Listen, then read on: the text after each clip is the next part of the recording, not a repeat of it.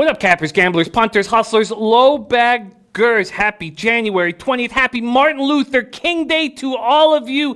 Thank you for your patience. Sorry about the delay in getting the show started. I had a computer malfunction, and we had some tech issues here in the office, and hopefully my computer will be rolling in here at any moment through those very doors. But we have a huge MLK card. We have a packed show. Spread Astaire joining us in a matter of seconds. Teddy Covers, Maxwell Smart, all joining us. Now, I don't have the chat set up, which is difficult because I understand why this show has become a success. It's become a success because of the great cappers in the chat that I should be pointing at right now, but I am unable to. Thank you for watching Sportsbook Review. This is Betting with the Bag. 13 NBA games on MLK Day, 2 NHL games, and a giant NCAA basketball card. So without my notes and the fact that I only found one game, now I know I'm going to make a bunch of extra moves, but I only found one game extremely appealing, but I've yet to pull the trigger on it. Also, before we get into MLK Day, Niners Chiefs, baby. I can't wait to be breaking this game down for the next 13 days. Man, are we so lucky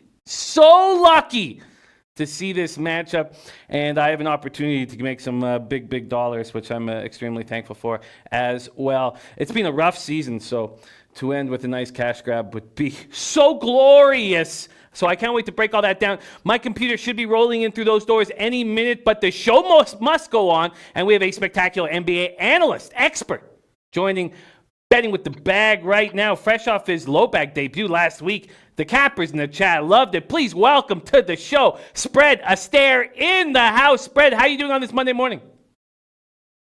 Oh, I'm doing great, Jimmy. How much fun did we have yesterday watching all that football? We had a great time on Liveline today.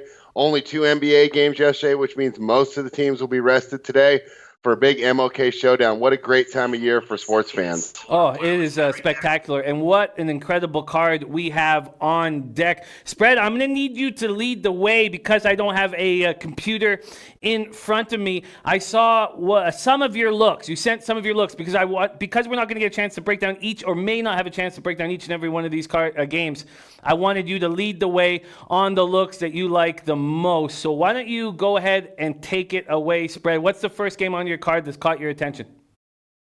All right. Well, unfortunately, Jimmy, I'm going to be going against the team that you're so proudly wearing the jerseys of today, and I'm going to take the Atlanta Hawks at +9. I believe this is too high a point spread for a team that's finally coming together. Toronto is picking up their pace. They're looking a lot better with Siakam and Gasol back. We should see some Fred VanVleet tonight. But my reasoning for this game here is that we should get a slow start with the earlier start. The NBA players' body clocks have not yet adjusted. Should be a fun holiday weekend for them, especially down in Atlanta. And what I'm looking for here is to see this Atlanta Hawks keep the game close, maybe grab an early lead and succumb in the fourth quarter, but yet still cover the 9-point spread. So I'm going to take the big home dog here, the Atlanta Hawks, to cover against the Toronto Raptors.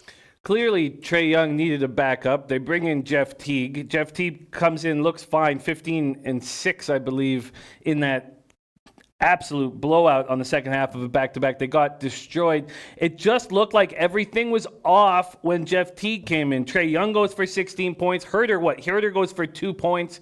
Do you feel like after getting one game with Teague in the lineup, they'll have a little bit more rhythm? Because clearly rhythm was not around in that, 30-point loss on Saturday evening. What's going on? So do you believe that that the rhythm that was not there in Teague's first game will be there today?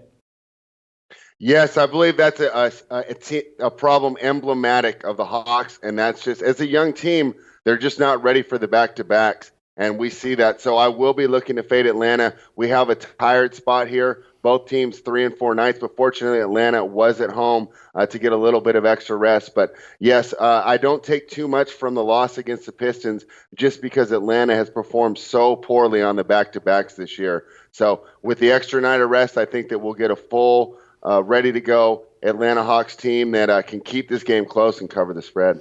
VanVleet came back and looked absolutely spectacular, 7 of 8 from 3, put up 29 points like it was nothing. Interesting first look. Atlanta Hawks is the first spot on Spread's card. What's the next one? All right, and this one, I'm probably going to be a pretty public play here. On that Atlanta one, I think I'm going against the public, but this one will be a public play. But I have to do it, and it's the Philadelphia 76ers grabbing 2.5 points in Brooklyn. Now, the Sixers have been terrible on the road this year and spectacular at home. So this is a tough spot. But what we have here is I'm basically just looking to fade a Brooklyn team, reintegrating Kyrie Irving into the lineup, and honestly, it's just not working. What happens is with Kyrie back in the lineup, he kind of tends to stagnate the offense. He's a great, spectacular ball handler, can beat his man one-on-one, but it leads to a lot of standing around with his teammates, and you can see the disconnect on the court. It's translating to the defensive end, not to mention Kyrie, not the best defender himself, so when you put him in the lineup, then you add the increased defensive lethargy that the Nets are showing with him on the floor. I just don't trust this Nets team right now. He made some comments after the game. I thought that maybe he would be inspired to kind of get his teammates involved after the fact. Just doesn't seem to be the case. There definitely seems to be a disconnect between this team's star and leader and the rest of the team, and I think that's going to be evident today. And what we're going to see is Philadelphia is so good on the defensive end, and I just don't think Brooklyn's going to be able to get the stops when they need it, and I trust this Philadelphia defense to get it done in crunch time in the fourth quarter.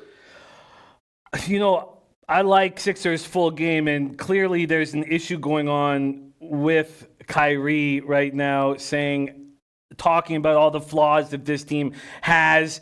Ski Profit leaning under. I got my computer back. Let me give a quick shout out to everybody in the chat. Billy Boxer, Jay Stone, Joaquin, Jordan, Nilo, Omar J. Legend, Steve Overlay, Rye Cape, Elliot V, Z, Dina in the house, Claudio S, Doug Barnhouse, Canascat. Thank you guys so much for joining us. And sorry about me not having this computer set up. Rod Zawacki says Raptors win by double digits. We're going to talk about that spot a little bit more.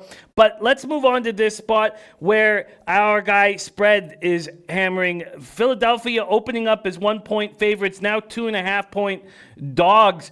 Why do you think the market moved like that? Because Philadelphia has been so bad on the road this year, and I understand that. I mean, they've been a completely different team away from the spectrum in Philadelphia, but basically, like I said, I'm just going for a fade as a team that's just not playing as a team. I think this is really a tough spot for Kenny Atkinson. I think it's definitely going to help him grow as a coach. But right now, this team just is not playing cohesively, and Philadelphia is. I mean, they're just great defensively on the perimeter. They know they need to turn it around on the road, and what a great chance to do it against the dysfunctional Brooklyn Nets team. Without a doubt. So DeAndre Jordan's still going to be out of the lineup. Joe Harris, Garrett Temple expected to be back in the lineup. Brooklyn 2-10 over the last 12. Average margin of defeat 12.4 points. Ugly stuff. My first instinct was a recency bias on the low-scoring games the Sixers have played the last two games. I saw this total go from 217.5. It was 220.5 this morning when I was capping it. It's now up to 222.5. Do you agree with this market move to the over?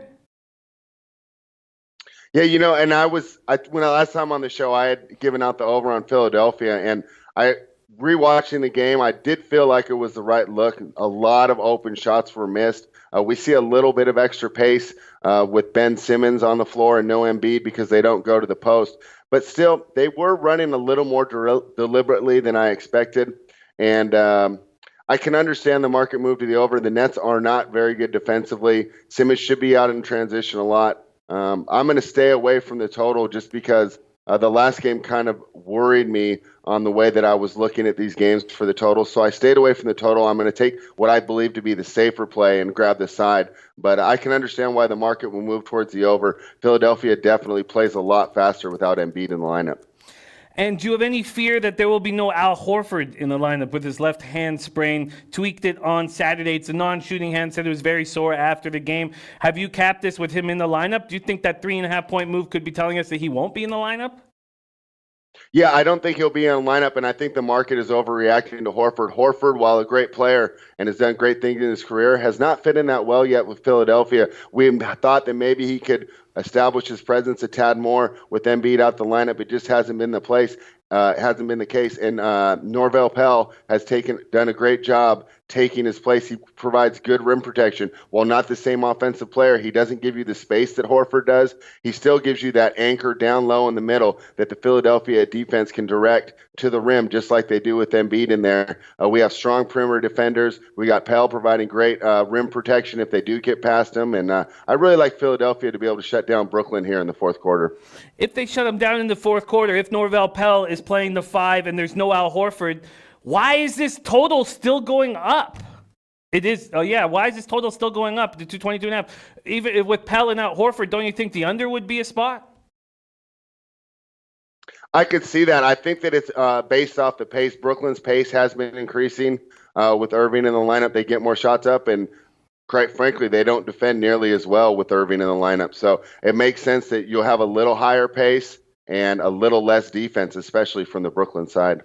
All right, let's keep rolling along right now. Princess City says, I will not bet Philly without Horford. I've not made any moves. Your next move is in this Kings-Heat game.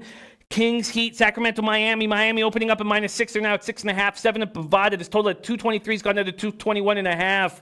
Let the low baggers know spread. What are you doing here, Kings, Heat? All right, and you might notice a theme here, Jimmy. I'm going to continue to fade dysfunctional teams. The Kings have had a lot of problems this season, a season that expected to be a lot of promise out for us out here in Sacramento. Just hasn't turned out as planned. Some of it has been injuries, but some of it has been the transition to Luke Walton, and you can see it. He doesn't emphasize defense the way that his predecessor, Dave Yeager, does, and it's happening on the floor. They've had some interesting dysfunction with Buddy Hield not doing very well defensively. And the thing that's front office has his back. So when Walton tried to bench him at the end of the fourth quarter, it was about a week or a week and a half ago.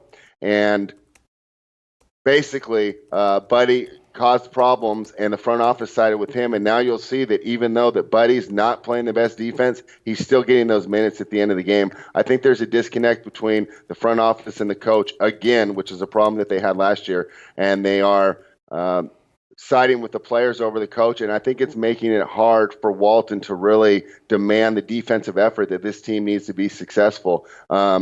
Bogdanovic is probably their best player, but yet he's not getting the run, especially with Hield in the lineup. It seems this is another thing coming from the front office and not the coach. I love De'Aaron Fox. He's a great player, a lot of potential. He is going to be a star in this league, but I don't think he can do it alone on this team. And with Fox not being a good defender yet, he will be, but not yet. Buddy Hield not being a good defender. I think Harrison Barnes is a good defender. Bagley's not a very good defender, and Rashawn Holmes is a good defender. You only have 2 of the 5 in the starting lineup that are above average defenders. The Kings can't get the stops when they need it. Now, what are they going against a Miami team? First of all, fantastic at home this year. One of the best home records right up there with Philadelphia this year, and they defend the basketball. Alex Spoelstra does not play around. This is a team and an organization in complete synergy. If you don't play defense, you find yourself on the bench, and we see that with Miami. They play tough, hard-nosed defensive basketball every time they're on the floor, and I just don't think the Kings are going to be able to keep up against a Miami team that produces on both ends of the floor.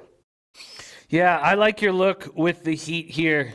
Regardless of no Tyler Hero. Second half of a back-to-back. It was an afternoon back-to-back. 107-102 loss to the Spurs. Still tricky. It's still tricky. This game popping off, at 5 p.m. Eastern time. Interesting look. I have Bagley leaving Saturday's game with with another foot injury, but he's not listed on the injury report that I have, and Bleach is going to be in. Do you have Bagley in the lineup for this game? I think it's going to be like the situation we discussed when I was on the show last time with Steven Adams. I was surprised. I thought he would be on it too, right? He'll probably show up again by the end of the day. That might be a plus for the Kings. He has the worst net rating of any players on the Kings right now. He's at about -11, plus-minus for him on the year. A great player, great offensive ability, a lot of potential, but he's just not putting it together as far as productions to wins and losses. And his 2 major weaknesses is, even though he gets highlight blocks, not that good a defender, needs a lot of help, and he just doesn't pass the ball well enough. He's kind of a black hole on offense, and I think he kind of can stagnate a free-flowing Kings offense that looked a little better without him in the lineup. So I'm actually capping it without Bagley in the lineup, and if he plays, I almost think it'll be a boon for Miami Heat backers, because as talented and as fun as he is to watch, he hasn't necessarily translated into success for the team. We have a question coming in from the chat from our Dan Kelly, whom we love dearly. He says, ask Spread if he faded Sloan last night. Did you fade Sloan last night? Yes, I did. That's been one of my favorite bets. And I got plus money for it. It was fantastic. Beautiful, beautiful. Okay, let's keep rolling. Next up, you got to look on this Knicks Cavs spot. Cavs 6-14 at home. Pace last 19th in the NBA. Both teams coming off tight losses. On Saturday night, Knicks lost their third straight, 90-87 at home. They've lost 8 of 9. No RJ Barrett in the lineup. And Cavs lost 118-116 at Chicago. Again, they just can't close out games. 2-8 this month. Knicks Cavaliers, what's your move here? Boy, and Jimmy, am I crazy for even trying to cap this game, right? These are two of the worst teams in the league, and I'm maybe going against my trend. Cavs have been slightly dysfunctional with the whole Kevin Love issue that we discussed on my last appearance on the show. Today I was reading some rumors that he was behind a lot of the criticisms of Coach Beilein that came out anonymously earlier in the year, so that may play a factor, but still he's giving it all out there on his court, and basically my handicap here is I think the Cavs have a better offensive backcourt. The Knicks can get stagnant. They run, they don't space the floor very well. And basically, I just like the Cavs more. I think they have a lot more potential, and I'm grabbing them at home. The Knicks are an easy team to fade. And I just like the Cavaliers more here in spite of everything that's going on with this team. I think this is a nice home spot. And what a better team to get right against than the New York Knicks. I agree. Cash Action Bets is on New York and the over. Jamel writes on this under.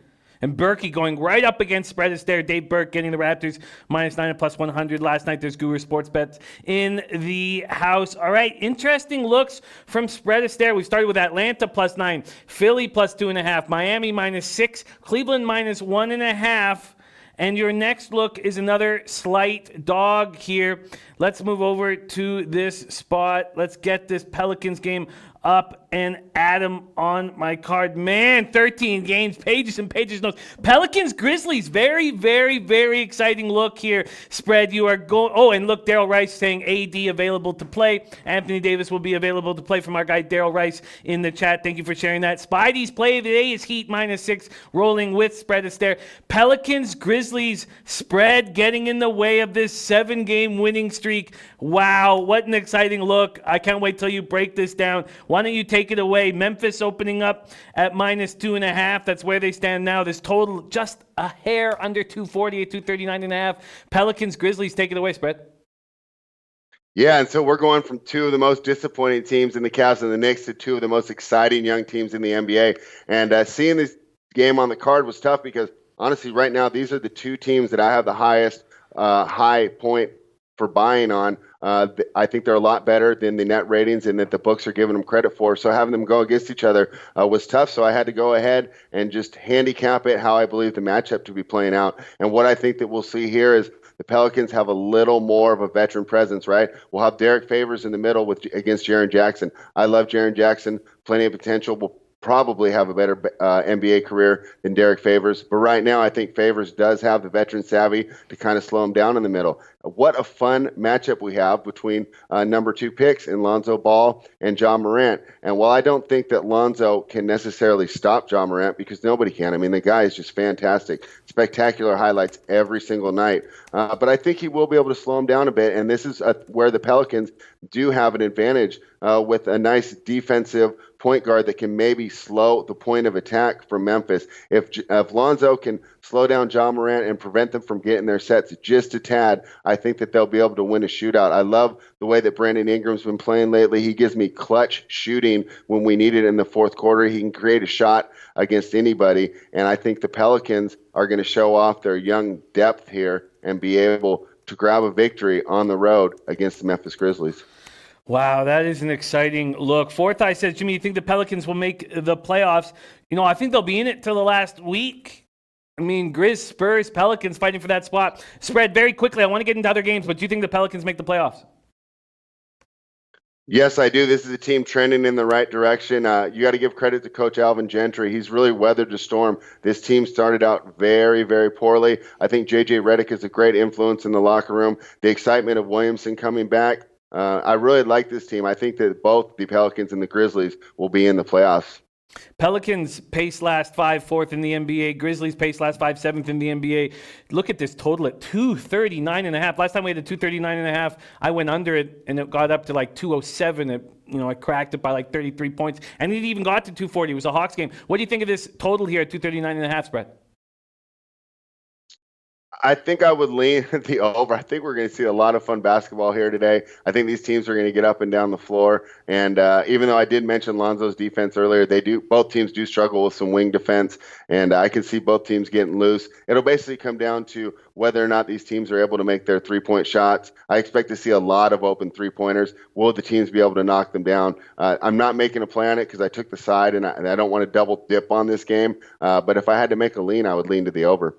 Wow, leaning to the over of 239.5. Let's get to spread's last look on this giant Martin Luther King card. It's going to be such a fun day for us all. And it comes in this Pacers Jazz spot. Pacers on the second half of a back-to-back after winning 115-107 at Denver last night. Pace last 5, 26th in the NBA, 11-10 on the road. They've won 5 straight. McDermott goes for 24 last night. First time he scored over 20 all year. Sabonis, Warren, Brogdon all over 20. Jazz coming off 123-101 win at home over the Kings on Saturday night. Bogdanovich goes for 30. Gobert goes for a season high 28. That was on the heels of their 10-game winning streak being snapped. Mike Conley back in action, although he only played 15 minutes, 3 points, 3 assists. Let the low baggers know your look here. Pacers Jazz spread.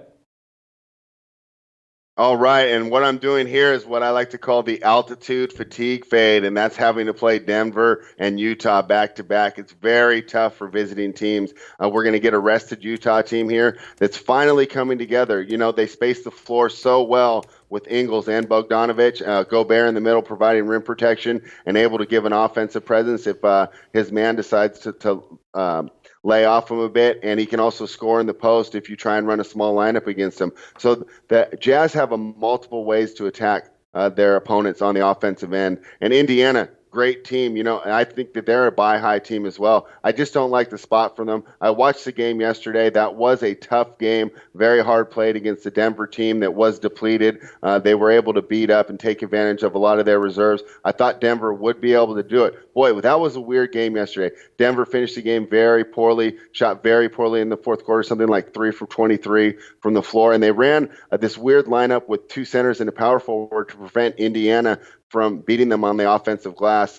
They just didn't have any space or quickness out on the floor, and Indiana was able to take advantage. I took a lot away from that game, and I'm going to go back and look at it again because I was really surprised. But on to tonight's game. Basically, it was just a hard-fought game for Indiana. Now they're going to have to go to Utah and face an even better, more skilled team in the Utah Jazz. While they're tired, we get a rested Utah team at home, -7, kind of a key number, but I believe that Utah will be able to take advantage, pull away in the second half when the fatigue kicks in for the Indiana Pacers. Bookie Bandit asking the favorite play on the card. I'm going to need a little bit more time. It's going to be very fun. We get to look at spreads plays on this card. We're going to have Teddy Covers plays on this card. We have these great cappers in the chat, and I'm going to start making moves here because I got spread for a few more minutes, and that's all the looks that he had on this card. Spread, 2 of your plays that jump out at me right now are the Jazz and the Cavs. I like them both quite a bit. We have a question from our guy Astute Chaos in the chat. Says, can you ask spread about the total in Indiana, Utah? This total, let me move to it. Sorry, I'm on just spreads right now because I was getting this dog line because my next move is a game we haven't talked about. Jazz, Indiana, opening up at 217. Bookmakers dropped it down to 214. Pinnacle still at 215. What do you think of this total in this Jazz spot? I definitely think it's a tough total to handicap here because we have 2 teams that are very good defensively. I understand why there is a move to the under.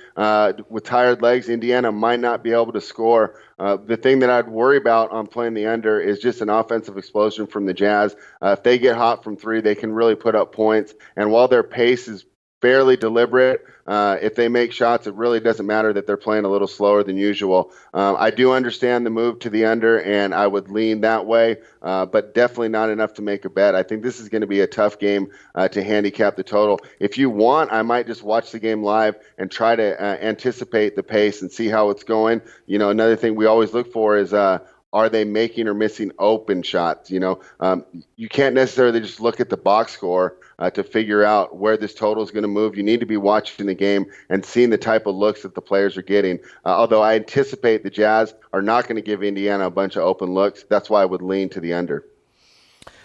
I like your breakdowns. We have a couple more minutes with you, so I'd like to talk to you about the moves I want to make. I want to jump on the Charlotte Hornets. I wanted to say this, talk this game out before I made a move at +4.5 here. Charlotte, pace last in the NBA at 92.96. This is a case where the Magic are at the end of this road trip, coming back from their West Coast, and Charlotte coming off an ugly 4-game road trip, but they're rested. They're such a rested group right now.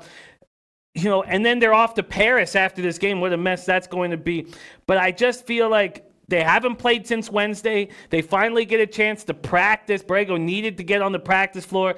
The Magic coming off that 109-95 loss against Golden State is the only reason why I'm a little hesitant. But the Magic have scored 95 or fewer in 3 of the past 5 games.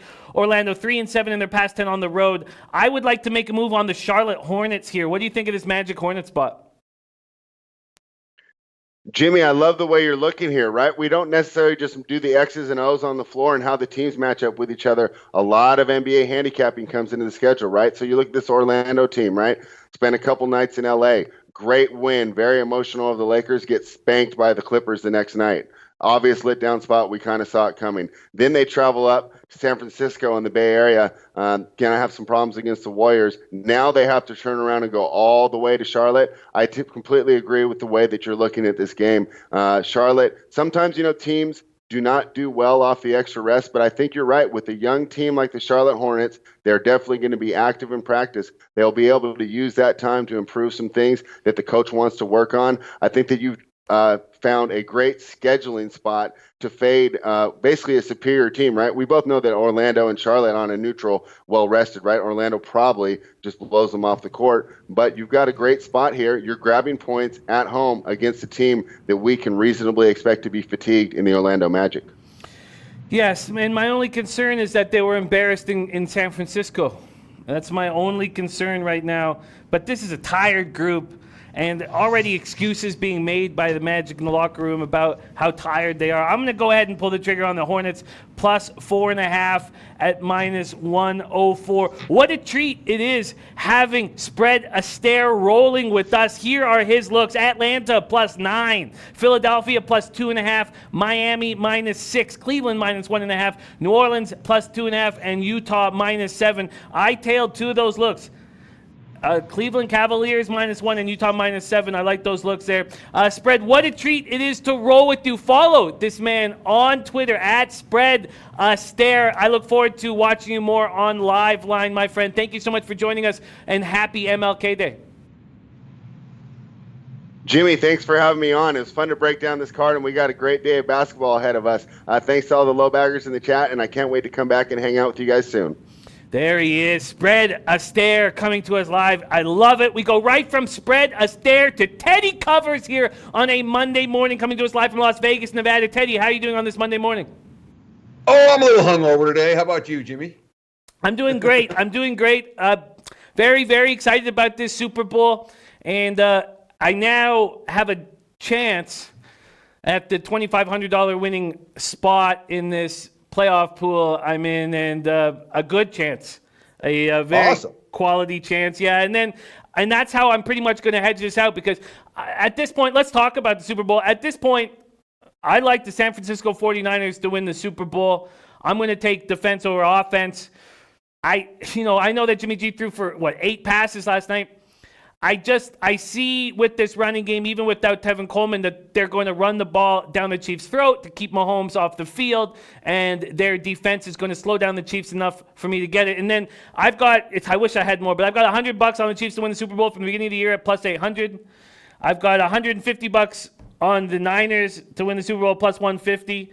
And then my hedge will be, I'm going to take the Niners in my NFL pool, and if the Niners win, I expect, and I'll have to go over some more numbers, but I expect I'll win the $2,500. So that's my plan. What is and what about this total at 53.5? My initial lean is towards the under and long drives. What are your first initial leans with the Super Bowl? And have you made a move?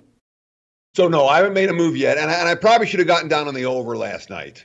I thought about it thinking that the number was going to go up, and it did go up, and it went up by the time I woke up this morning. I didn't play it, and that's one that I missed flat out, and that disappoints me. With the current number, this is not a game I'm going to load up on, okay?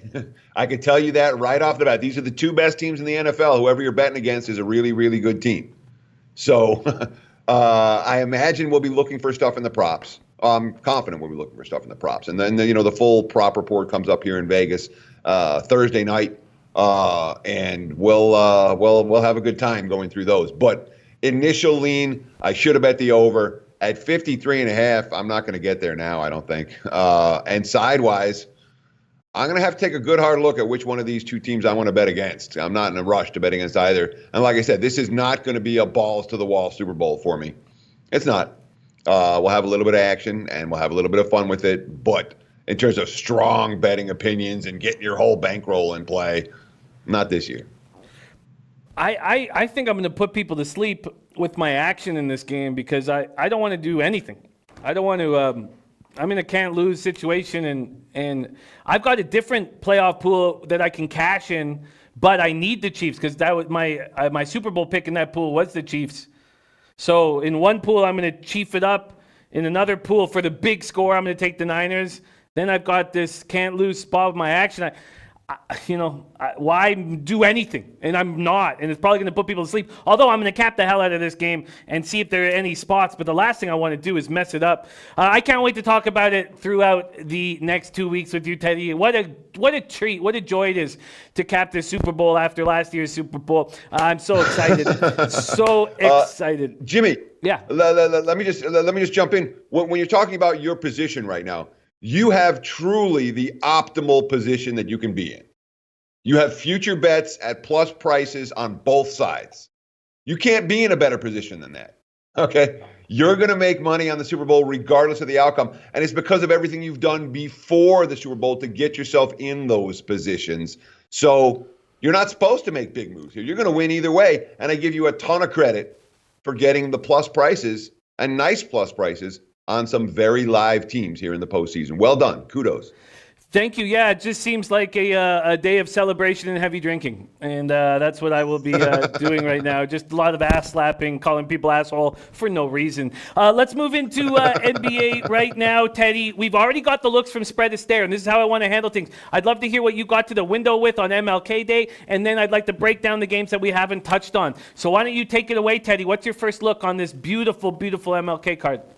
Yeah, I made 3 moves today in the NBA. And the first one's the one you guys were talking about right when I came on the show, and I think you got down on it too. And that was the mother of all spots plays with Charlotte against Orlando. I know Charlotte's not better than Orlando, and when you're traveling back from a West Coast trip and they stick in this one little road game on the East Coast before you get home, and they make it an early start game to boot, and you know what it's like when you're traveling west to east? Or I don't know if you do or not, but when you're traveling west to east, it's early. Everything comes around 3 hours earlier. So I'm not expecting Orlando's A game, even off the no-show in Golden State the other night. I'm not. And Charlotte has had 4 days. The first time they had 4 days off to practice and get anything in play in months. So just pure spot. Yeah, whatever the power ratings say, they have to be adjusted for this game, given the dismal spot for Orlando and the pro spot for Charlotte. So I pulled plus 4.5. I thought that was a bargain. Yeah, I agree. That was the main look I wanted to jump on before the show started, but I hadn't bet it in the morning. I did want to talk it out. Beach Boss against us with Orlando.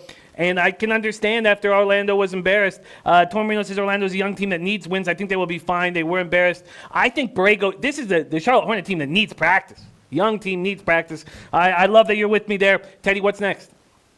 So, the other two to me, they couldn't jump out anymore. And maybe I'm getting trapped in. But should Houston be laying 7 to OKC? I mean, right now, the way the Rockets are playing, I took the Thunder plus a 7.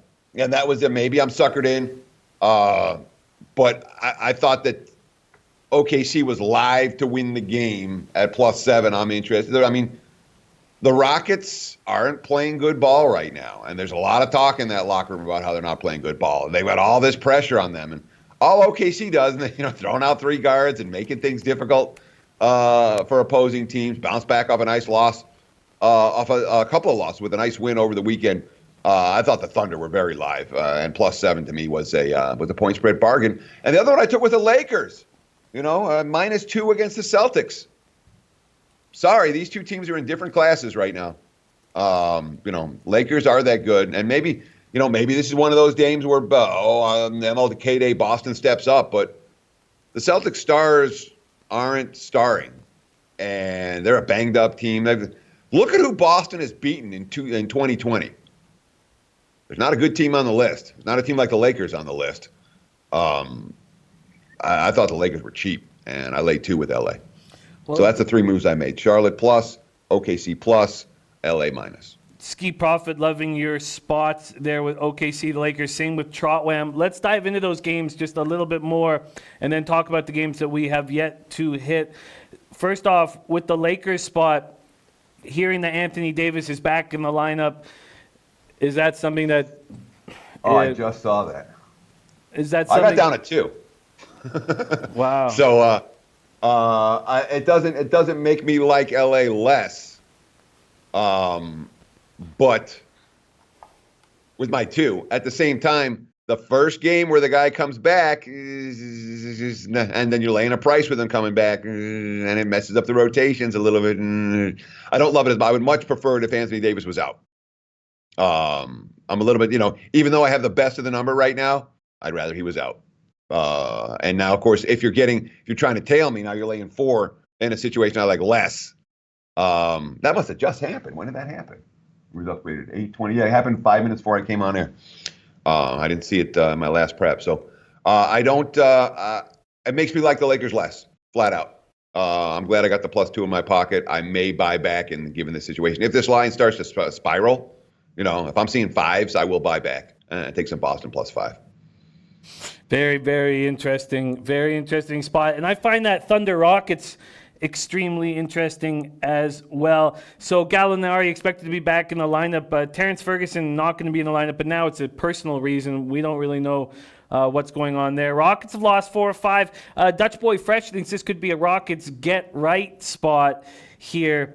And they've looked really bad. Harden's looked quite bad. Over the last 6 games, Harden 29.9 points, 6.8 assists, 33.6 from the field, 27% from behind the arc. It's funny, Westbrook's numbers are good. This team goes where Harden takes them. Thunder coming off that 119-106 home win over the Blazers on Saturday night.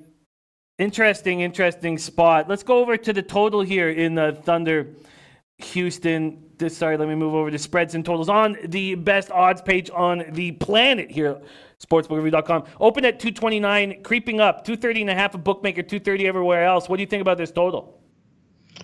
We have an OKC team that's trended over pretty heavy right now, for sure. What do they got? The last 5 over the total.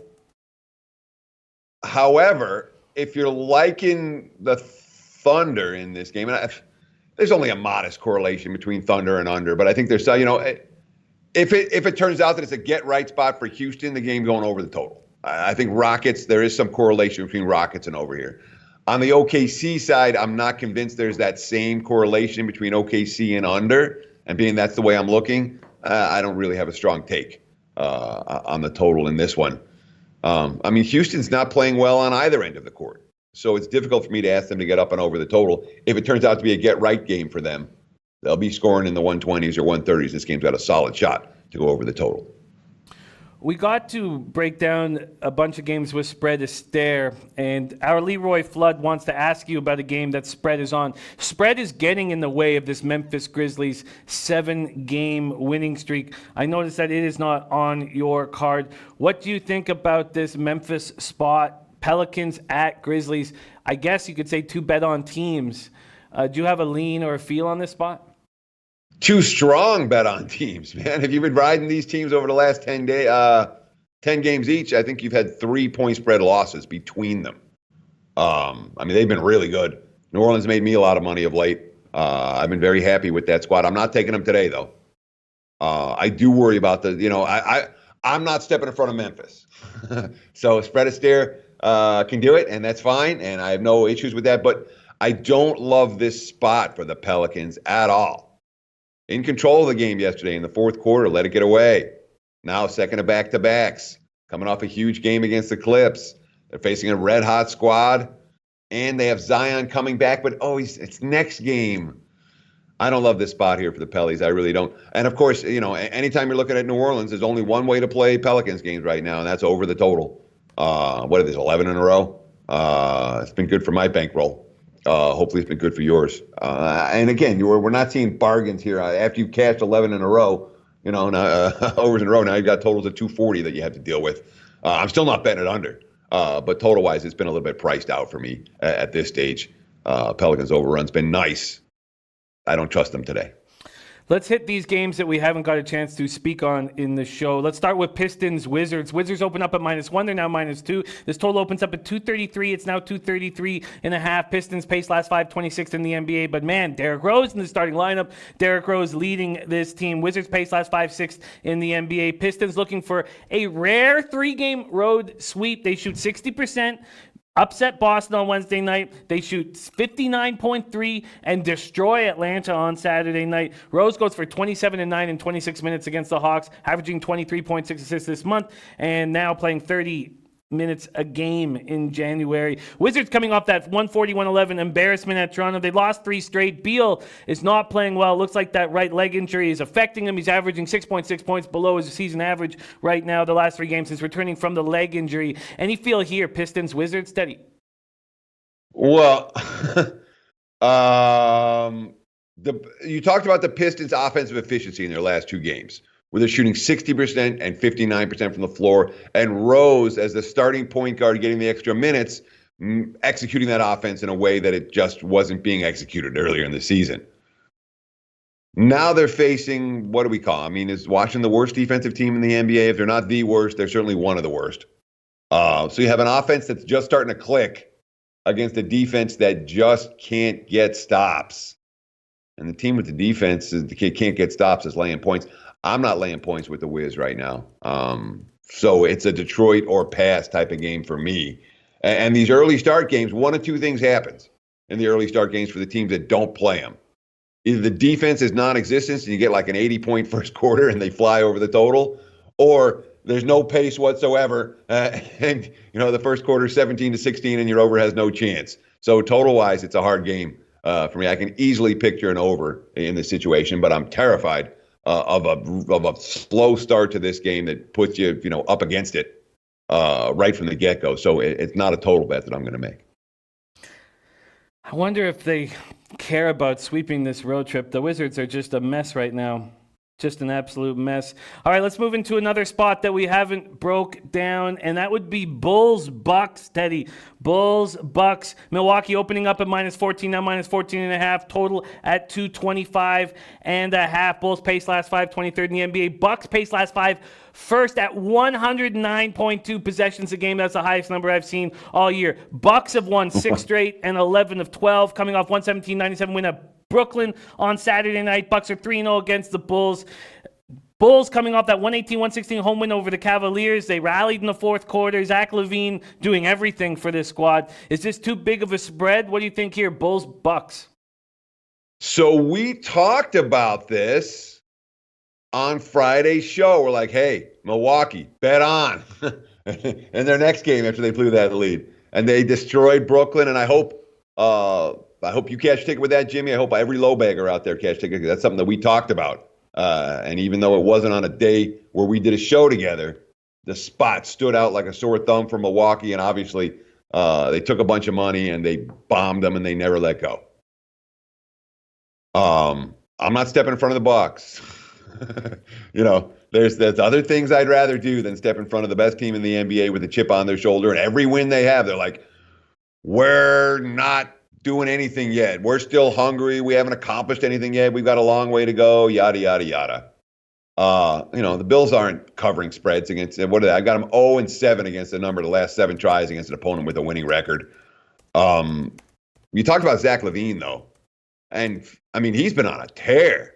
He's been something special. He is playing at an all-star caliber right now. And he's a guy who's capable of, hanging in the back door, or however you want to call it. I could only play Milwaukee. The price is too high. I didn't play the game. Agreed. Prince of the City says Bucks first half. Brian Watson saying Bucks all day. Bucks all day. All right, let's keep rolling down this card. Is there any game that we haven't got to here? I'm on the Cavs. We've talked Lakers, Celtics. So the only spot that we haven't talked about here is the Nuggets, Timberwolves, and Spurs, Suns. Okay. And Warriors Blazers. All right, sorry, we have 3 games. Okay, Nuggets. It's a deep card today, man. It's hard. I know it is, but I love it. I love it. Wolves open up at -2.5. That's where they stand right now. This total has shot up from 218 to 222.5. Nuggets pace last 5 slow, 27th in the NBA, 96.88 possessions a game. Timberwolves playing quickly. They're not going to have Crabbe in the lineup. He's sick now. He is with the team. Nuggets on the second half of a back-to-back after losing 115-107 at home to the Pacers last night. Jokic goes off. This is a beat-up team that's asking so much from Jokic. So Murray, Millsap, Harris, they're all not going to be in the lineup today. So it's going to be Porter Jr., Beasley, and Dozier are going to be in the lineups. They're coming off 122-112 loss at home to the Raptors on Saturday night. Cat held to 12 points. He does not look like he's rolling. Wiggins stepped up. He picks and chooses when he does. Triple-double against the Raptors.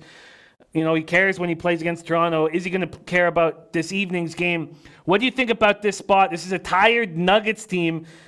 Can we trust Minnesota to get the win here? If you think I'm laying 2.5 points with the T-Wolves against the Nuggets, I don't care the spot. It's not happening, okay? So it's Denver or nothing for me. I watched the Nuggets last night against the Pacers, catch a ticket with Indiana in that ballgame, specifically because here's a good team that's coming into town. And Denver's missing 3 huge pieces. Indiana just made a bunch of shots down the stretch. That's all it was. It wasn't like the Pacers played a great game. It wasn't like the Nuggets played a terrible game. Indiana was a better team over the last 5 minutes of that game. They hit all their shots, and that was it.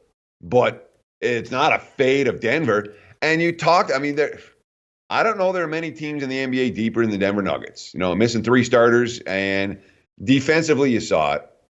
Offensively, you didn't. Minnesota's not a good team. They're not a good team with Towns. They're not a good team with Wiggins. They're not a good team when Wiggins gets a triple-double. They don't play defense. There's not any sort of a home court edge there. Denver's been bad on the second of back-to-backs.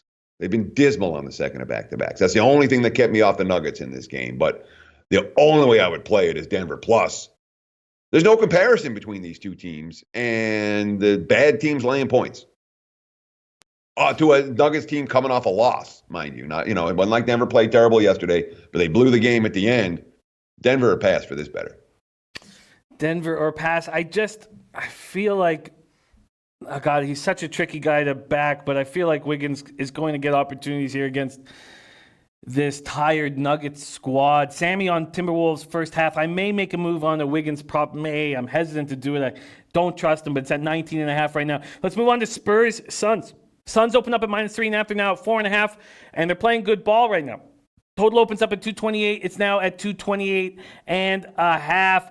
Spurs pace last 5, 21st in the NBA. Spurs pace last 5, 14th in the NBA. Suns have won 4 of their past 5 games, 7-4 in their last 11. Coming off that 123-119 win at Boston on Saturday night. Booker, 39, 10-9. Man, Mikal Bridges, 26 points, career high, 8 and 26 and 15. Phoenix out-rebounded Boston, 52-39. Seems like a lot of teams are doing that. Oubre is probable tonight. 2 games, missed 2 games in concussion protocol. He's probable tonight. And the Spurs look good in that 107-102 home win over the Heat. That stopped a 2-game losing streak. Aldridge goes for 21. DeMar goes for 20.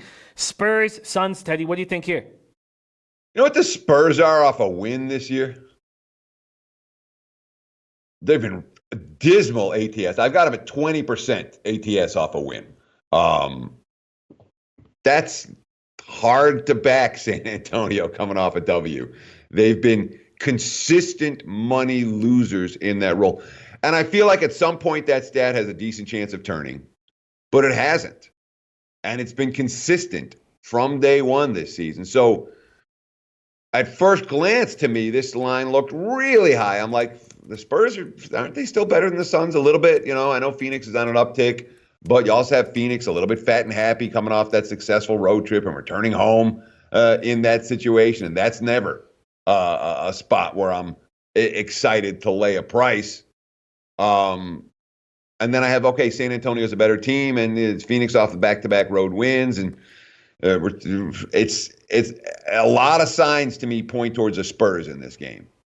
But the track record coming off a W is so bad and so consistently bad that it stayed in the lean category for me. I know I don't want to lay it with Phoenix, and Baines isn't going to play tonight. It doesn't look like he's going to play for the Suns. And he's one of those guys, again, never influences the point spread. Absolutely makes a difference with the rotations on the floor, especially in a matchup with Aldridge, So I lean San Antonio. The fact that they beat the Heat yesterday and have been so dismal off a win is keeping that in the lean category as opposed to a bet. Very interesting breakdown there. Very, very interesting breakdown. Ski says, I will not put my money on the Suns. I don't care. Lotus Scalper says, Suns are playing great since Ayton's return. Elliot V says, Ski, take the Suns today. One time. Tomor says, Suns beat the Celtics team without Brown or Walker. They don't deserve to be laying this many points. Carlos Thomas coming in with his NHL looks. I'm going to quickly talk NHL. We did start late, so I'm going to quickly talk NHL between Teddy and Maxwell Smart, but we got to move quickly. Last game on this card, Teddy, is this Warriors-Blazers spot. Warriors-Blazers. Blazers open up at -6.5. They're at home. There are sixes now on the board. This total's gone up from 218 to 222.5 at Bookmaker, but 221 at most other books. Bookmaker really leading the way to that over. Warriors pace last 5/12th in the NBA, 102.17 possessions a game. Blazers pace last 5/17th at 100.40. Warriors coming off that 109-95 home win over the Magic on Saturday night. We've already spoke about that. That stopped that 10-game losing streak. No Draymond Green, no Glenn Robinson, no Jacob Evans. Warriors had won 4 straight before that 10-game losing streak. The Blazers pick up Ariza and Swanigan and winning great Gabriel for Bazemore, Tolliver, and 2 second-round picks. McCollum is out with an ankle injury. Lillard's been stepping up, and Gary Trent Jr. on his 21st birthday goes for 30 in that bad road loss to Oklahoma City Thunder on Saturday night. Warriors, Blazers. What do you think here, Teddy? Yeah, I mean, the loss on Saturday came from the loss on Friday. I mean, they had Dallas. They were right there with Dallas and let it get away late. Pretty frustrating defeat if you had the Mavs plus in that ball game, where I think Portland had 4. They were down 6, and they had 4 consecutive empty possessions where they got looks and nothing.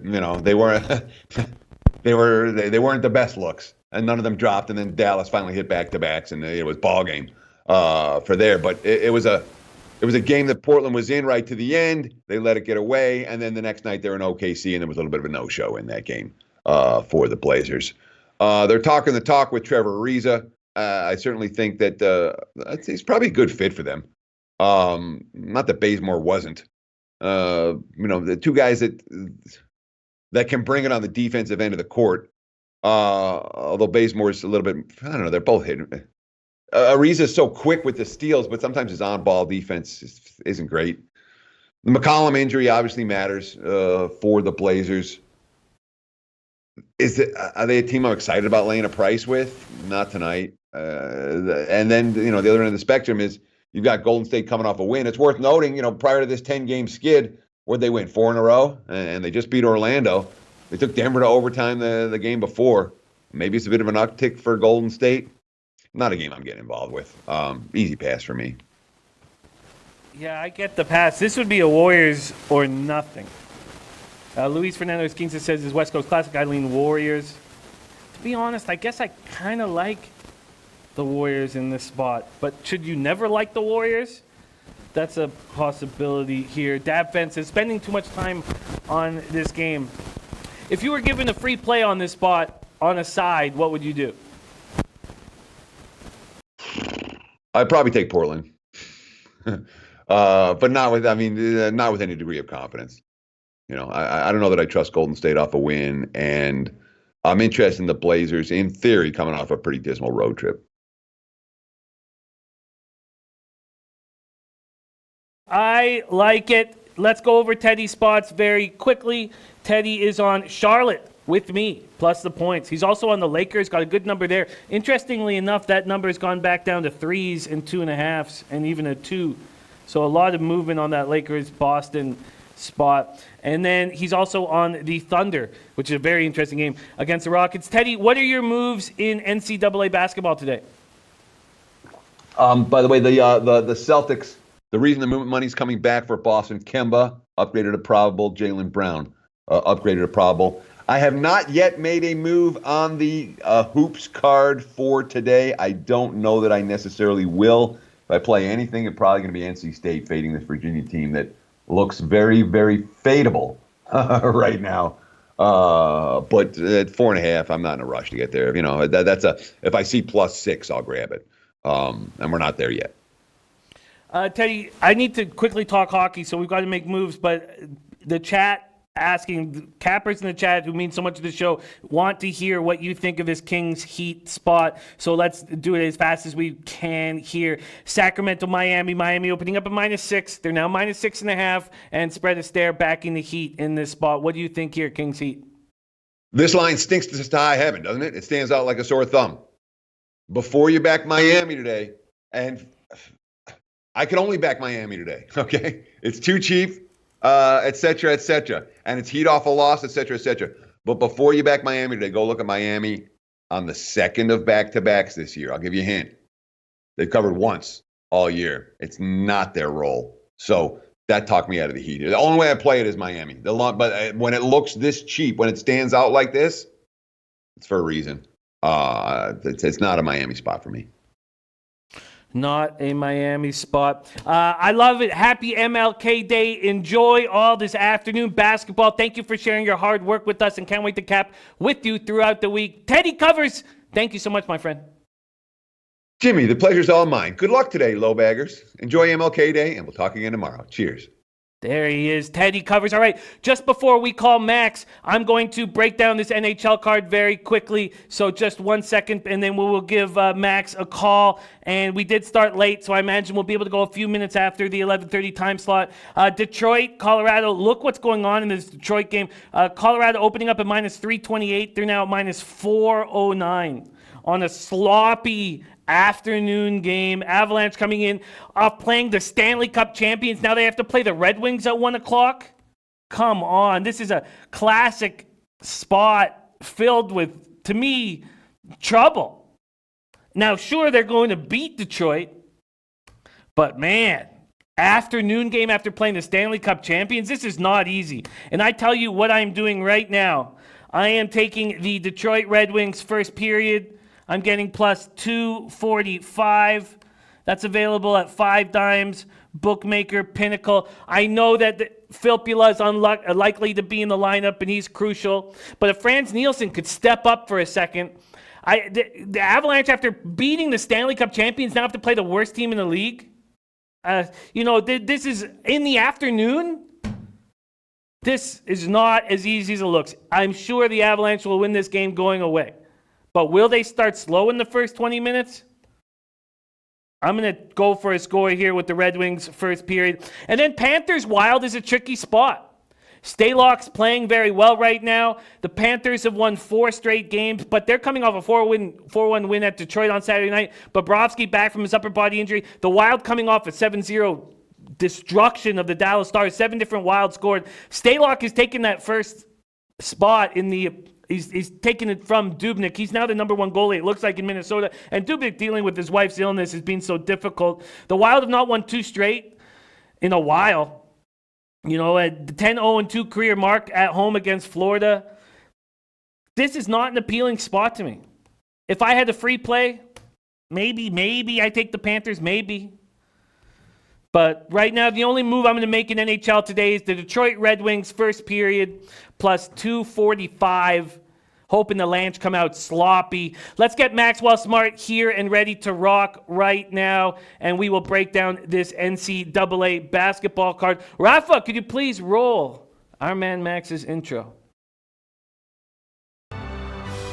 It wasn't until 2018 that the diamond in the rough went from hooligan to king of the world. The guy couldn't play for shit, dog. He was awful. But can he cap?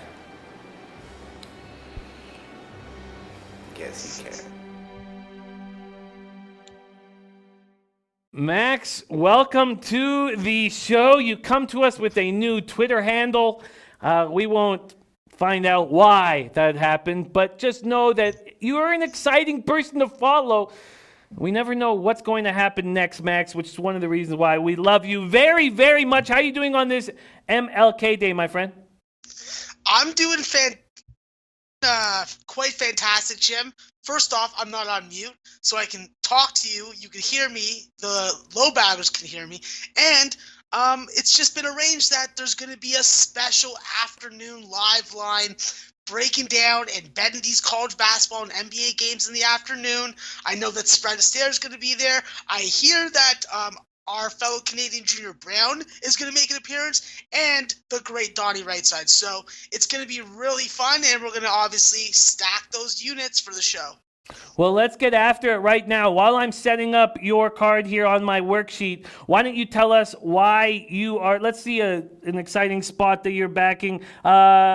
You got the small schools. Why are you backing North Carolina A&T, and then we'll break down your other looks. Oh, okay, you're good. Yeah, sorry. North Carolina A&T definitely isn't the fanciest game on the card, but this is a North Carolina A&T team that I think has value at this line. This is a rematch from about a week or two ago between Morgan State and North Carolina A&T, and I think that it's a real good matchup. I think that with Morgan State, you're led by Stanley Davis. You have Troy Baxter coming in as a transfer, and I think that what I'm looking for is a contribution from senior guard Martez Cameron. I think that North Carolina State A&T has played admirably since they suspended Coach Jay Joyner. But this is a team that I think that with Ronald Jackson and Fred Cleveland Jr. as a dynamite freshman, you have good weapons. And then you got to talk about Cameron Langley. Cameron Langley is an all-MEAC type point guard. He leads the league with assists at 5.8. This is the NCAA team that does a lot of things really well in conference, and that is field goal defense, that's rebounding, and that's distributing the ball. I think that when you're number 3 in scoring defense against a Morgan State team that wants to put up the 3 ball and wants to get into the lane, well, being 67th in the nation in blocks is going to help you out. I think that North Carolina A&T doesn't win the game. I don't think that. I think that Morgan State wins it outright. But at 4.5 at the juice that I paid, it was worth making a play, and the markets agreed with me from what I can see. Yes, it is now at 3. Our guy Corey Mack back in action, being in the hospital with flu last week. Hope all's been well. Corey Mack, glad to hear that you're feeling better, and we need you in the chat. Love seeing you here. Thank you so much for joining us. Also, focus on your bets. Our guy Corey Simmons, focus on your bets. Last week's winner of the Vegas Gun Award for capping excellence has come in with his play of the day, going up against a bunch of you guys with the Celtics plus 2.5. All right, Max has gotten started with NCAA. Let's move on to your look with Robert Morris here. Let me find it here on the card. Robert Morris, what the hell's wrong with me? There's not that many games. Where the hell? Sacred Heart, Robert Morris. Robert Morris opening up at -1.5, now at -2. You got them at -1.5, -108. Why are you backing Robert Morris at home against Sacred Heart? Yeah, this is a Robert Morris team that's going up against Sacred Heart, and Sacred Heart and Robert Morris's last opponent are completely different in Merrimack. Merrimack plays a 2-3 zone. They're very good on-ball defenders and do a great job of trapping and pressuring guys in corners. When you're playing Sacred Heart, you're playing a different kind of team. You're playing a team with Cameron Parker and Kareem Ozier in the backcourt. You have EJ Ananoski and Jarrell Spellman up front. This is a more up and down team, and I think that with Robert Morris's defense that they've shown so far in conference, that is going to be the difference. We have to acknowledge that this is a very high potent offensive team. They're leading the conference in scoring margin, field goal percentage, 3-point field goal percentage, and assist to turnover ratio. So when I trust a senior-laden team with Josh and John Williams in the backcourt and AJ Brahma in the front court, who's been a pace setter for the Colonials, this is a spot where I think that Robert Morris matches up better with their opponent defensively and offensively. defensively, and I do think that they take care of business and cover this this small number. So Robert Morris all day, and I'm even going to be betting them first half. Robert Morris making a move with Robert Morris. Next spot is, sorry, Claudio, for not adding the U to your name there. My apologies. Let me just write that right there. Okay, let's keep rolling. Next up is Florida A. Right, we have... Oh, no. Okay, sorry. Your next spot here is St. Francis, Pennsylvania, at home against Merrimack. St. Francis opening up at -8. They're down to 6.5 at Pinnacle. You got in at 8. Why are you backing St. Francis here this evening? Yeah, this is just a St. Francis team that is probably the best team in the NEC. This is a team with Isaiah Blackman and Keith Braxton that can get into the lane. They can break that zone, and I think that they can deal with the ball pressure of Javarius Hayes, who leads the nation and steals it over, I think, 3 a game. This is not a Merrimack team that is going to be able to score bucket for bucket with you. So if your three-point shot is dropping, which I do think that the Red Flash will be able to, they will take care of business. I don't understand why this number is moving down. My numbers did like Merrimack in the first half. It is a bet for me on my own personal accounts. But as far as full game, I do think that this Red Flash team is a different class. I think that they will not get frustrated by the 2-3 zone. And we have to also point out that this is going to be an emotional game for them also, because they did get into a late game scrummage and fistfight with Sacred Heart players. So I look for them to come out a little more focused, a little more determined, and realizing that Merrimack is 4-1 in the conference, and they have done a fantastic job of rewarding their bettors. But today is the day that reverses fortune, and the real powerhouse in the NEC takes care of business and covers my 8. And if you take 6.5, I suggest you do that also. All right, so we've got the first 3 looks on Max's card, and then we have a question coming in from Lance LaRose. Let's ask that question right now. Texas, West Virginia. West Virginia opening up at -10, now 8.5. This total's gone from 126 to 128.5, Max. What do you think of this spot? Texas at 12th ranked West Virginia. Yeah, it's not a spot that I'll be betting either way. I think that you missed the best of the line on Texas when they were at 10.5. I think that with this total up and down, I'd be looking towards the under, but this easily could go over. I'm not, my numbers, first off, did not give me a good edge enough that I looked deep enough into this game. And just from a situational spot, it's really hard to take West Virginia knowing that they are in a position where, well, they got to step up and man up after some of their more recent performances and breakdowns. Not a spot that I'm really into, something that would be worth betting live. All right, let's keep rolling along on your card. Your next look is on Florida A&M.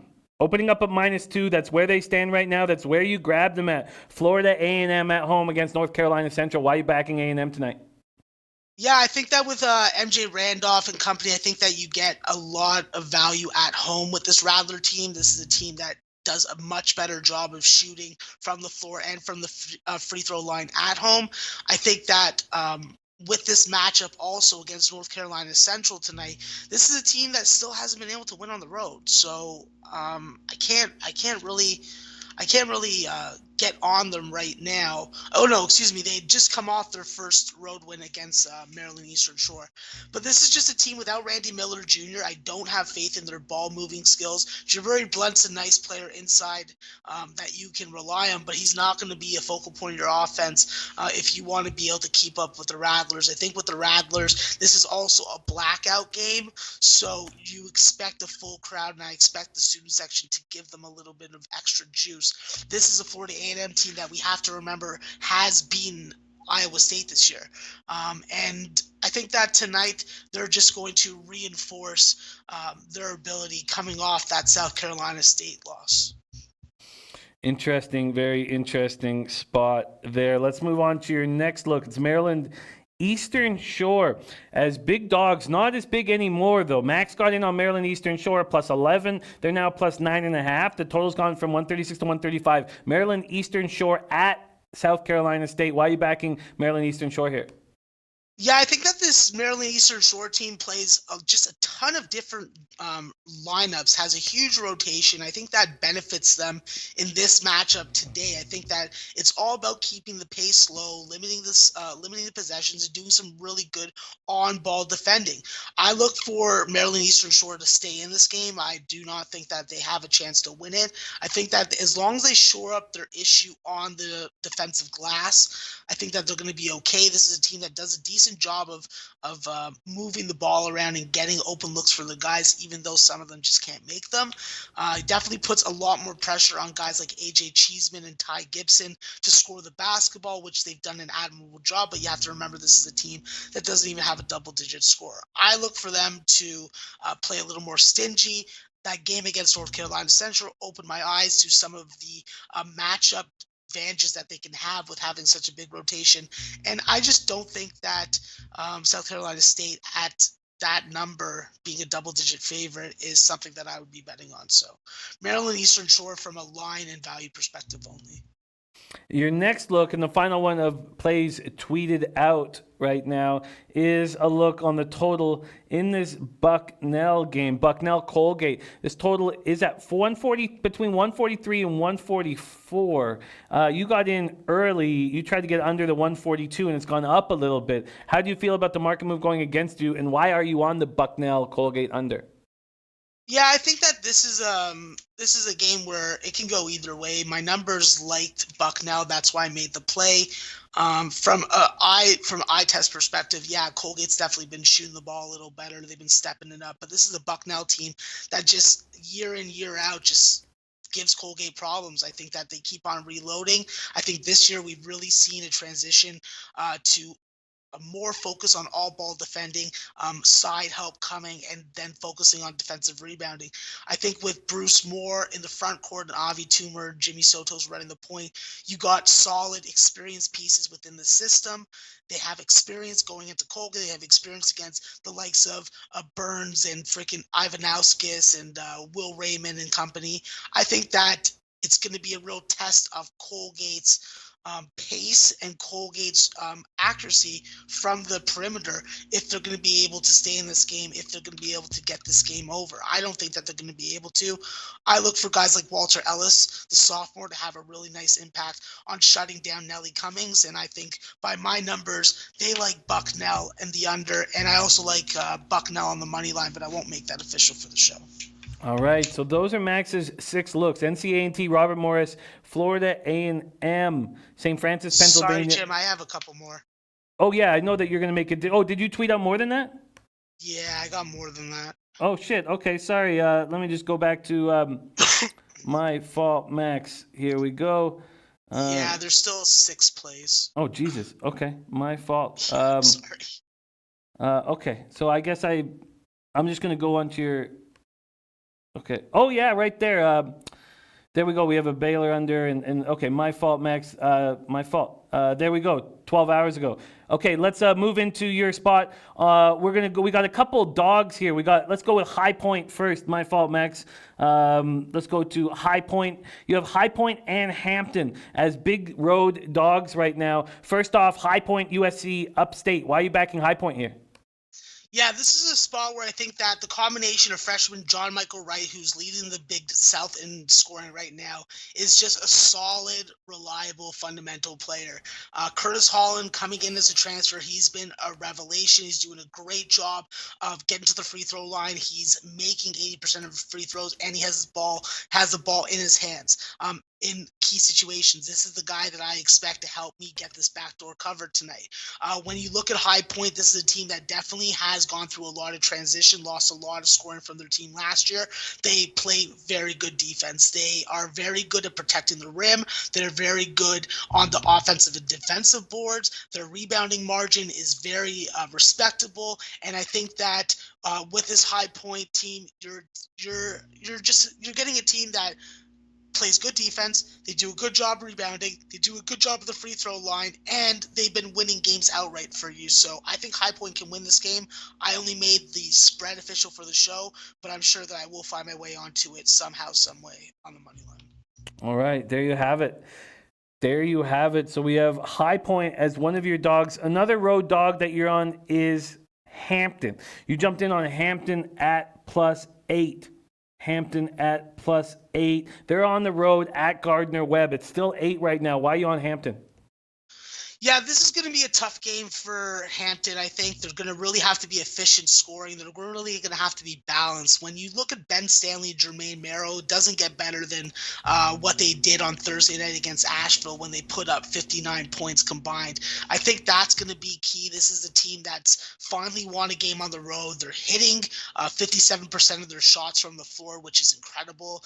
And I think that with Hampton, you have difference makers that you don't necessarily talk about. When you look at Russell Dean, this is a 6'4" freshman that is strong. He's big. He has great footwork. And you know what? He gets on the glass. You know, he gets into spots. I think that's a big thing for this Hampton team is getting everybody to rebound, everybody to get back on defense, and guarding in transition. I think with Greg Hextall, we've seen him. He's the experienced guy. He just missed another double-double in the game against Asheville. I expect for him to continue with his production. And this is another spot where I think Hampton can win it outright. So Gardner-Webb is not the same team that they were last year. They are quality at home, but I just think that this is too many points. Too many points. Claudio S says, Max ever put money on a single or more money on a single play? Yes. Yes, he drops the hammer on plays. Team totals, sometimes he drops the hammer on plays. And is it fair for me to answer that for you, Max? Yeah, I try and keep all my pregame bets at the same bet size unless there's just a significant edge when it comes to total or side. But otherwise, the only time that I up my bet amounts are like what Jim said on team totals and on live plays. All right, let's make a move on a total that you're on that a bunch of people are making moves on. That is the Howard over. The Howard over. Also, Max, very quickly, are you watching the Yale-Howard game right now?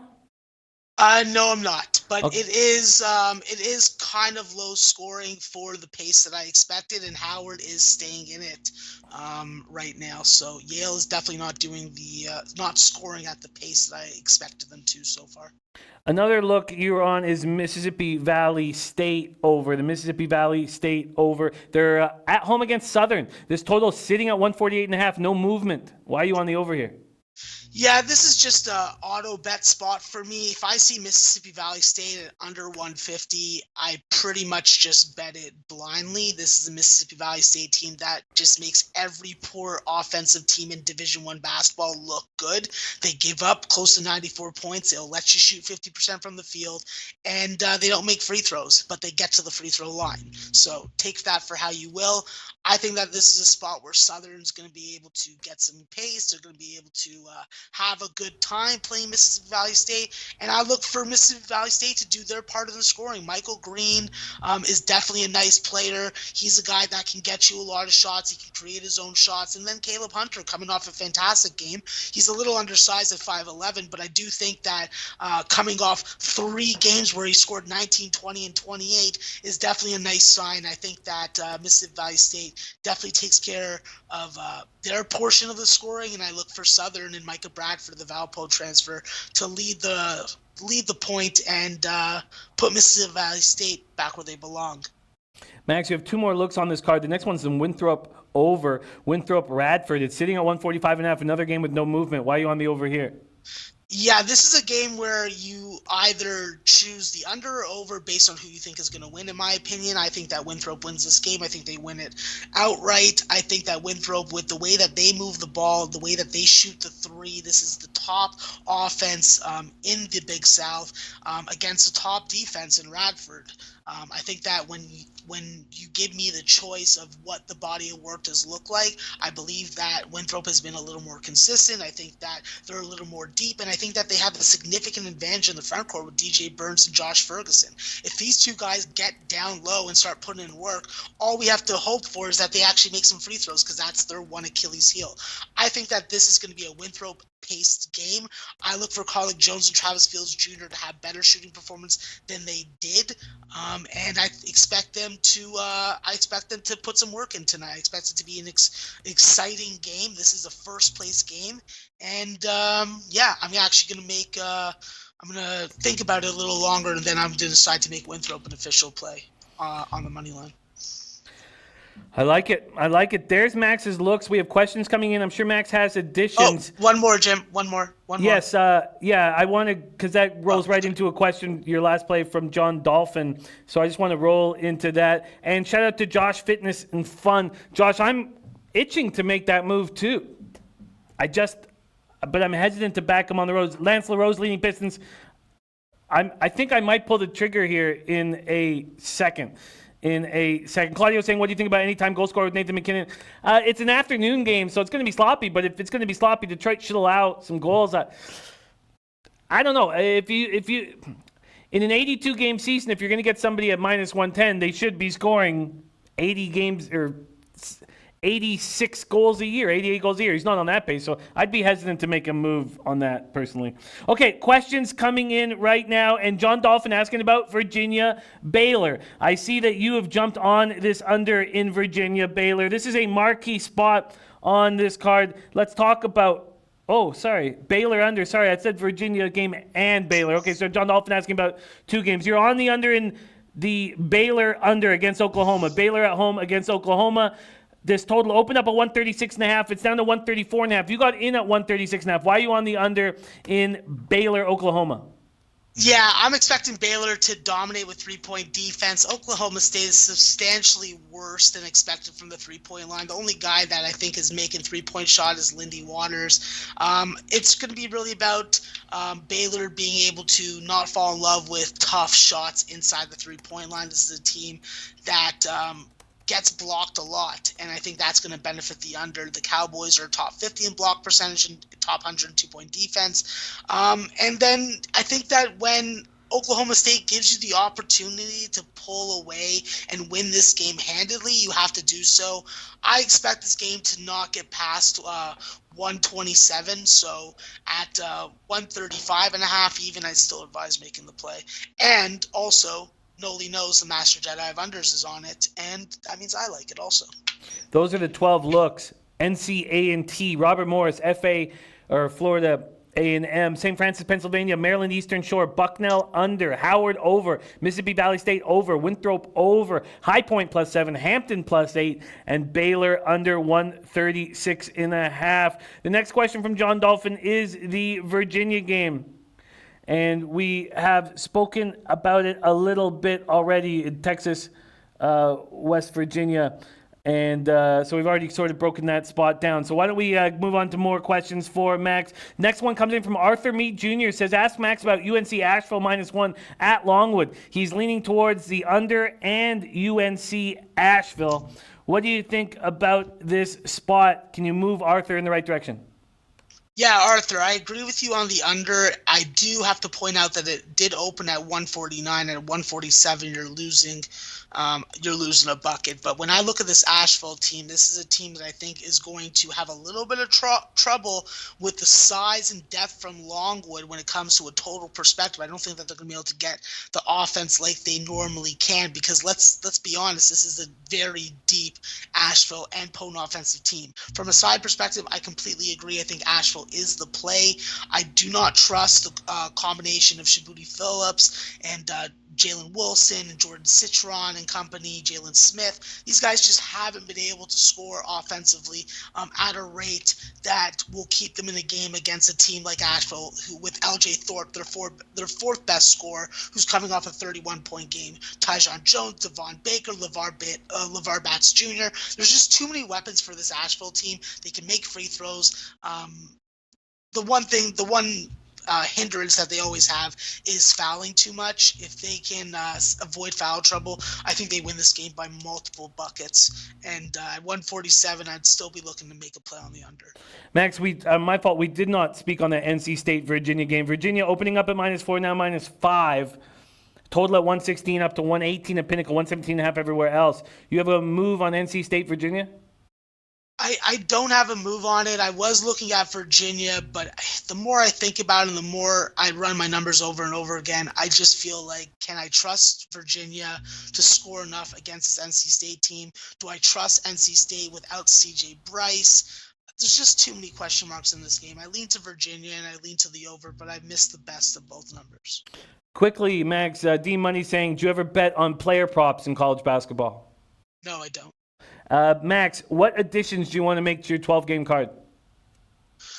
To my 12-game card, I'm actually not really looking to make too many additions. I think that I've given out my best spots. I do want to actually add Presbyterian. So Presbyterian's a team that I went with on Saturday versus Radford. They did not come through for me, but I do think against Campbell on the road, they're in a better situation to win this game outright. I think with Presbyterian, this is a team that plays decent enough three-point defense against Campbell. I do worry a little bit about free throws, but when it comes down to my numbers like Presbyterian, I have to take my biases and put it aside. I have to put my trust in guys like Corey Hightower for Presbyterian to get it done. I think that when you look at this Presbyterian team, they can get to the free throw line a fair bit. They can keep you off the free throw line. They can get on the offensive glass and do a decent job. And there's some good ball distribution. I think that they're better at home. And as long as they don't turn the ball over from pressure from ball handlers, I think that they're in a good position to win this game outright. Max, we're going to have IT has to shut down the internet down here in Costa Rica in 3 minutes. So we don't have as much time as I was hoping to add on to the show. Did you want Presbyterian on the spread or the money line?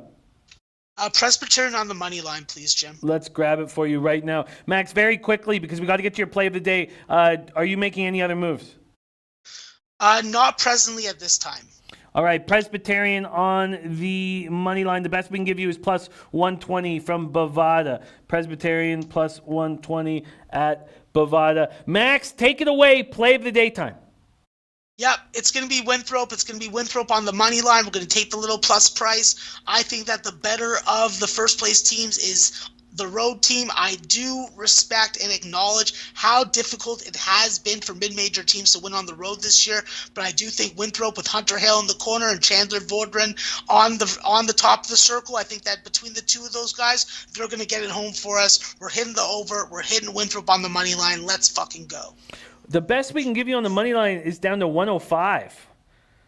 105. Would Minus you 105. Oh, yeah, no. plus 105. Would you prefer? That's come down from plus 123. Would you prefer plus 2 at minus 115 or No. Stick with the 105. No. Stick with the 105, Jim.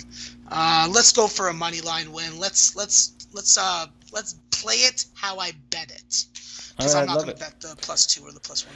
I absolutely love it. I love it. Thank you so much for joining us and sharing all your hard work with us, Max. Max, play of the day, Winthrop plus 105. He's on Presbyterian plus 120. Baylor under 136.5. Hampton plus 8. High Point plus 7. Winthrop over 145.5.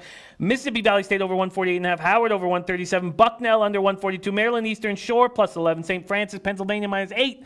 Florida A&M minus 2. Robert Morris minus 1.5. And NCAAB at plus 4.5. We're turning the internet off in 1 minute. I am taking the Detroit Pistons to sweep this road trip, this very easy road trip. I'm taking them to sweep it right now. Let me grab. We only have 1 more minute left of internet. I'm going to take them on the money line here, and I'm going to. Oh, maybe I plus 108. Is that better for me to take than plus 2 at minus 112? Yes. I'm going to take the Pistons at plus 108. I'm already on the Red Wings first period, plus 245. I'm taking the Pistons at plus 108. I might be adding the Wiggins and DeRozan props. I'm going to need to study them a little bit more, and I'm going to do that right away. I have some interest in that under with the Sixers game, but I may stay off that. But, God, I just feel like this market move going crazy in that. I'd like to make a move against it. Is it gone down to 1? Is there 120? There is. It's going down. It's too high. I'm going to take it. I'm going to take the under 222 at minus 110 in Philadelphia, Brooklyn. Philadelphia, Brooklyn, under 222 at minus 110 right now. Under 222 at minus 110. I'm going up against a major market move, and I'm going to make it. Afternoon game under 222 minus 110. All right, then the Heat, yeah, I guess they're somewhat appealing against Sacramento, a Sacramento team that's damaged right now. And 6.5, it seems available. Okay, I'm going to jump on the Heat as well. Heat at Heritage minus 6.5 at minus 105. Heat minus 6.5, minus 105, so I'm grabbing the Heat right there. And then the moves I've already made. I'm already on the Hornets plus 4.5 and minus 104. I'm already on the Cavaliers minus 1 at minus 101. I'm thinking about that Wiggins prop. I'm on the Jazz minus 7 and minus 105. I'm thinking about the DeRozan prop. I need to study it a little more. And I don't hate the Warriors plus the points. I don't, but I'm not going to take it. There you have it, Max. Can you please? And Sammy B says, "What up? You riding the Raps today?" I'm not right now, not yet. Too many points, I think. I don't want those giant road favorites in my pocket. Max, could you please Lecce us into the future? Of course, Jim. Thanks to you. Thanks to everybody in the chat for being here. And of course, Lecce a los bookmaker.